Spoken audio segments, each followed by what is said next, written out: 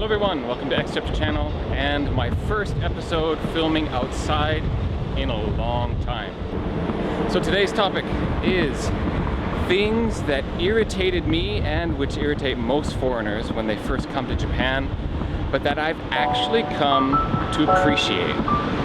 Let's get started.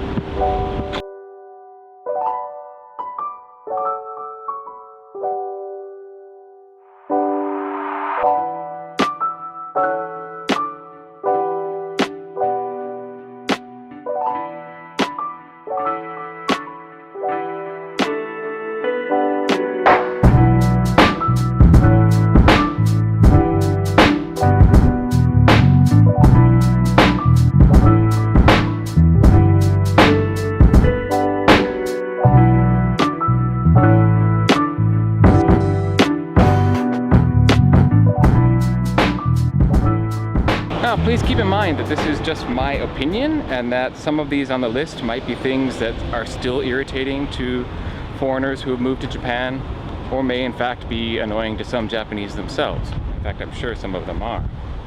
They just happen to be something that I've come to appreciate over time.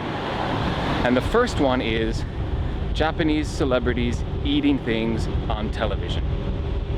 It's something that foreigners who move to Japan love to hate on, if you're even bothering to watch TV, because it seems kind of pointless.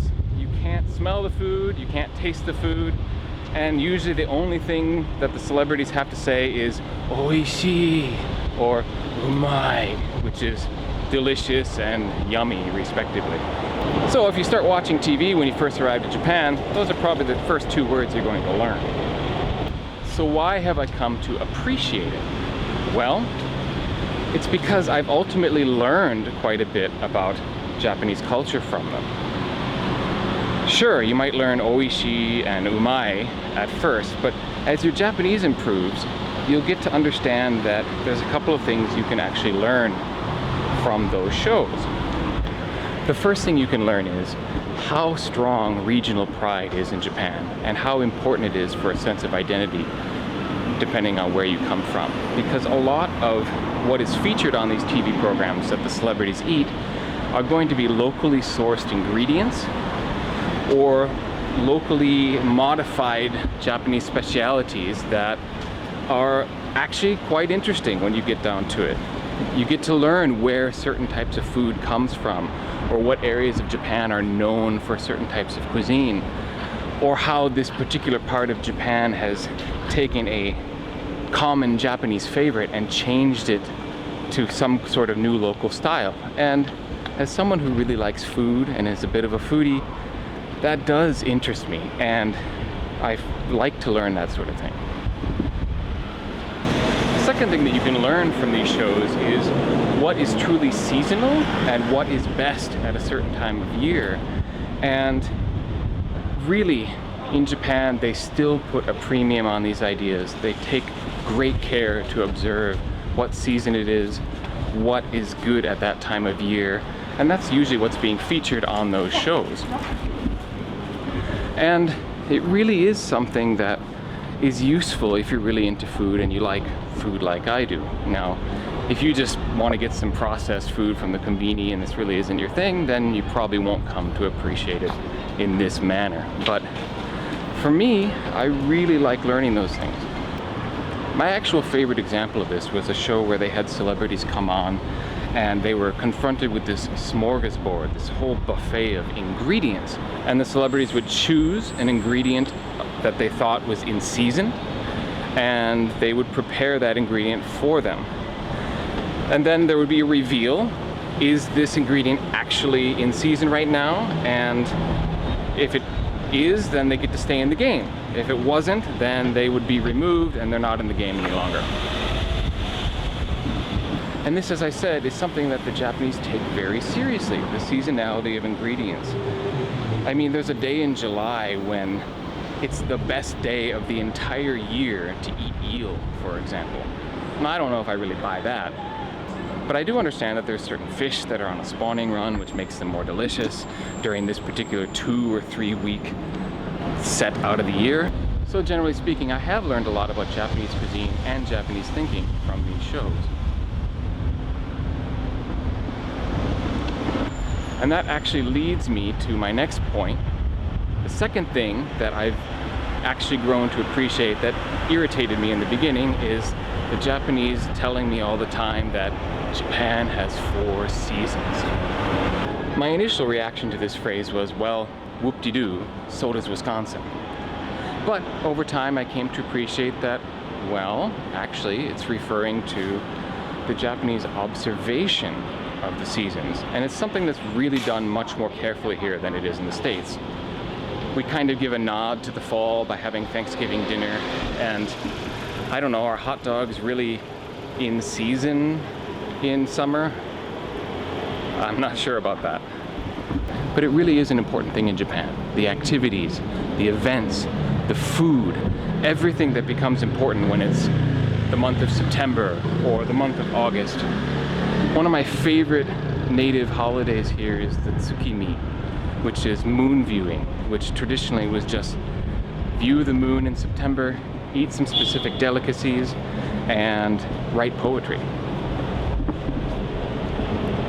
Now, modern Japanese aren't really sitting around writing poetry anymore, but the delicacies still come out every year, the food that you would eat for a moon viewing party.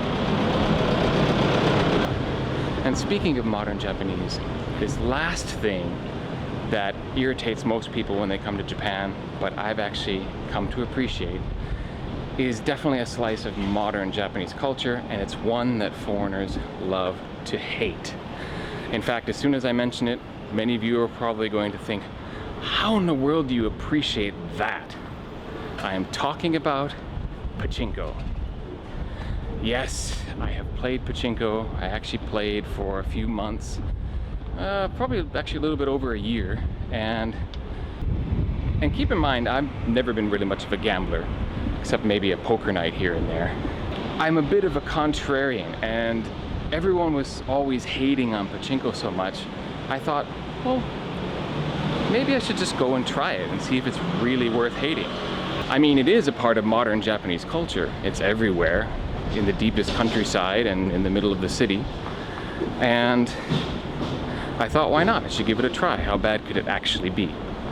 And I have to tell you, it is much more entertaining than doing slots in Vegas, because they really have themes and stories built into those machines. They're often sponsored by a popular anime like Evangelion or Fist of the North Star, and they often feature other Japanese themed machines, and they can be quite beautiful.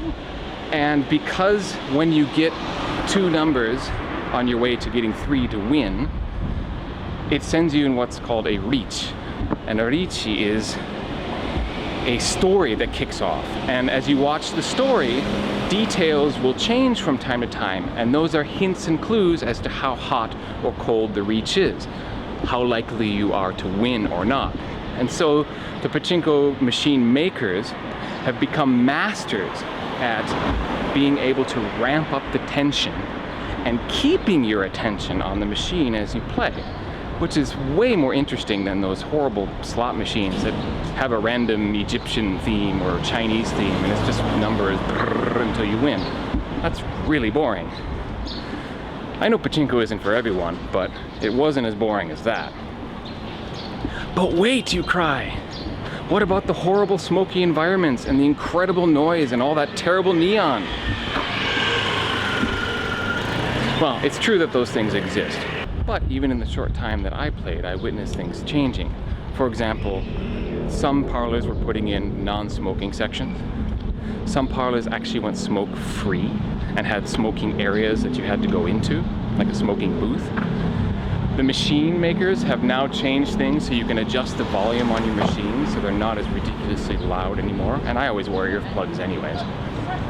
And as for the neon, well, that's part of the Japanese landscape, right? The sort of Blade Runner future that you see and want when you come to Japan. So if that irritates you, then yeah, maybe Japan's not for you.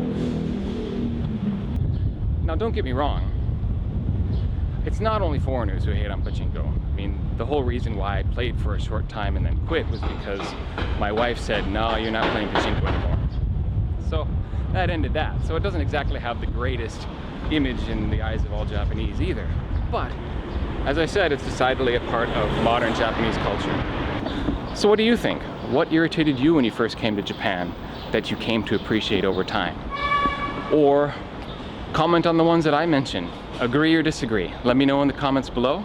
And as always, remember, please like, subscribe. I put out new content every Friday, and I hope to see you on the next one. Thank you for watching. Till next time.